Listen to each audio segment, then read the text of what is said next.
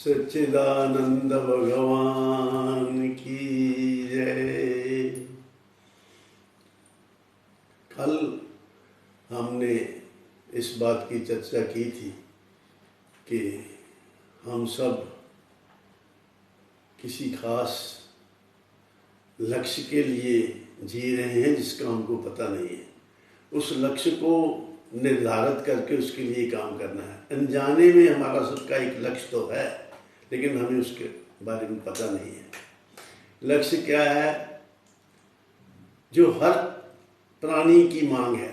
प्राणी का मतलब जो प्राण सहता है वह प्राणी, जिसमें सभी जीव जंतु भी आ जाते हैं। सब एक ही चीज की मांग करते हैं और वो है सुख। और सुख क्या हमें कभी मिलता नहीं? सुख तो कई बार मिला है। सुबह भी जब भूख लगी होती है तो अच्छा नाश्ता करते हैं तो कुछ समय के लिए सुख मिलता है, पर फिर भूख लग जाती है। यानी सुख मिलता है पर सुख टिकता नहीं।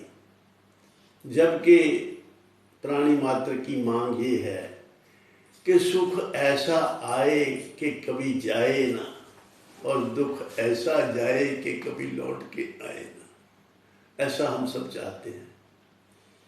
क्या ऐसा संभव है?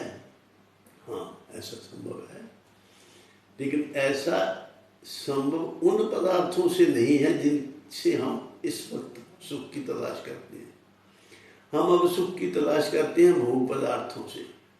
ये भोग मिल जाए तो सुखी हो जाऊं, ये भोग मिल जाए तो सुखी हो जाऊं, मेरा अच्छा मकान बन जाए तो मैं सुखी हो जाऊं, मुझे अच्छी बीवी मिल जाए तो मैं सुखी हो जाऊं, मेरे बच्चे मेरी सेवा करने वाले आज्ञाकारी हूँ तो मैं सुखी हो जाऊँ। लेकिन ये सब कुछ ऐसा सब होता नहीं है, क्योंकि जो भी चीज़ से हम सुख ढूंढते हैं वो चीज़ें हमारे पास हमेशा रहने वाली नहीं हैं।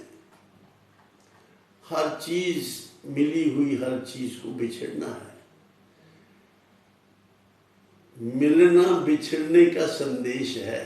ये तो हो सकता है कि हमें कोई चीज़ मिले ना, परंतु ये नहीं हो सकता कि मिलके बिछड़े ना। तो इसलिए जो मिलकर बिछड़ने वाली चीज़ें हैं, जब मिलती हैं तो सुखी करती हैं, जब बिछड़ जाती हैं चली जाती हैं तो हम दुखी हो जाते हैं। तो फिर इसका उपाय क्या है? इसका उपाय ये है कि हम उस चीज़ के साथ जुड़े जो सुख स्वरूप है और हमारे सबके पास है। उस तत्व के साथ हम अपना मेल करें, उस तत्व को पहचान कर उसमें स्थित हो जाएं। क्योंकि ये जो जितने भी इंद्रियों के विषय हैं, खाना पीना सोना देखना सूंघना, ये जो इंद्रियों को विषयों के साथ जोड़कर हम जो सुख लेते हैं वो सुख अंत में दुख देकर जाने वाला है। भगवान कृष्ण ने गीता जी के 5वें अध्याय के 22वें मंत्र में इसके बारे में उपदेश दिया है।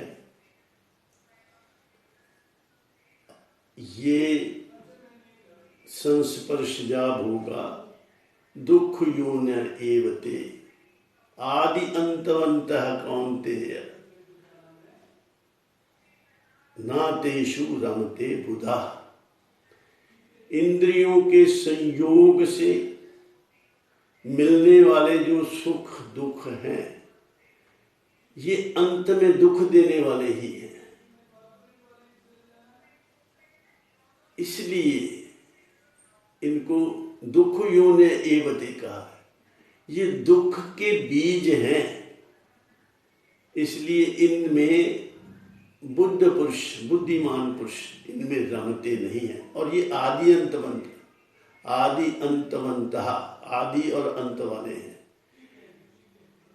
कुछ समय के लिए कुछ समय तक होता है सुख, उसके बाद दुख।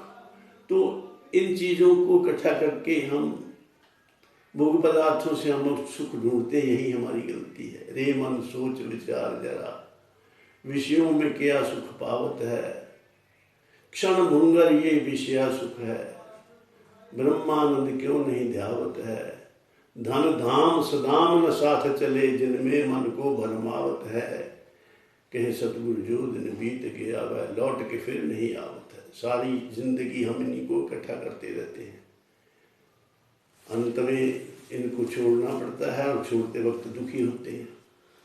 जो जोड़ने में वर्ष कई मास लगे थे, वो छोड़ने में कुछ ही मिनट खास लगे थे। जितना ज़्यादा जोड़ोगे उतना ज़्यादा छोड़ के जाना होगा और उतना ज़्यादा दुखी होगे इस वक्त। तो इसलिए क्या करना चाहिए, इसलिए हमें उस सुख की तलाश करनी चाहिए जो परमानेंट है। और वो परमानेंट सुख है आत्मा और परमात्मा का सुख, वो है सही मायने में आनंद, वही है टिकाऊ, वो आके कभी जाता नहीं है। उसके बारे में हम कल चर्चा करेंगे। सर्वे भवन्तु सुखिनः, सर्वे सन्तु निरामया, सर्वे भद्राणि पश्यन्तु मा कश्चित् दुःखभाग् भवेत्। मैं इन्हीं शब्दों से आप सबके कल्याण की कामना करता हुआ अपनी वाणी को विराम देता हूँ। और अगर ये आज की चर्चा आपको पसंद आई हो तो लाइक और शेयर जरूर कर देना। धन्यवाद।